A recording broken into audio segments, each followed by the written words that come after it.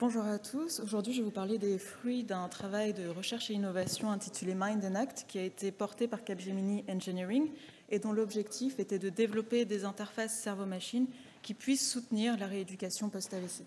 Alors, il faut savoir qu'en France, on recense un accident vasculaire cérébral toutes les 4 minutes environ, ce qui est considérable, d'autant que plus de la moitié de ces patients va par la suite présenter des séquelles cognitives et ou motrices extrêmement invalidantes. Et dans 30 à 50% des cas, on va également repérer ce que l'on appelle une héminégligence, c'est-à-dire que les patients vont complètement perdre conscience du fait qu'ils ont un hémi-champ à gauche, voire un monde à leur gauche. Ils vont jusqu'à oublier qu'ils ont un bras gauche, une jambe gauche. Donc c'est évidemment extrêmement problématique dans la vie quotidienne, mais ça va également considérablement freiner la récupération motrice de ces patients, et notamment au niveau de l'hémicorps gauche. C'est pour ça qu'au sein du projet Mind and Act, nous avons souhaité développer une interface cerveau-machine qui soit complètement embarquée, mobile, afin d'être facilement utilisée dans des services de rééducation et de neurologie, mais qui puisse également être utilisée à domicile par les patients, puisqu'on a vu que pendant des périodes de confinement strict, il y avait une vraie discontinuité dans les soins de rééducation qui pouvait mener à une diminution de la récupération des patients. Donc, en quoi est-ce que notre solution consiste exactement ? Eh bien, nous avons combiné deux solutions clés, enfin deux technologies clés.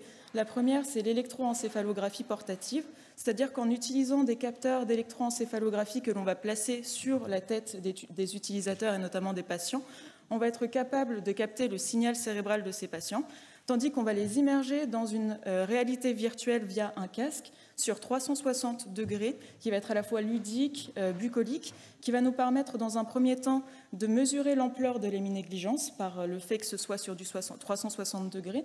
Et par ailleurs, nous allons aussi jouer avec un processus de conditionnement et de gamification pour pousser ces patients à réorienter leur attention visuospatiale vers la gauche. Le EEG ici est très importante également puisque c'est ça qui va nous permettre de repérer s'il y a une récupération sur le plan neurologique. Et c'est également par cet EEG qu'on va faire en sorte que cet environnement virtuel s'adapte en temps réel à ce que l'on va le mesurer avec nos capteurs EEG. C'est-à-dire que typiquement l'environnement virtuel évolue en fonction du faisceau visuo-attentionnel que l'on repère au niveau cérébral.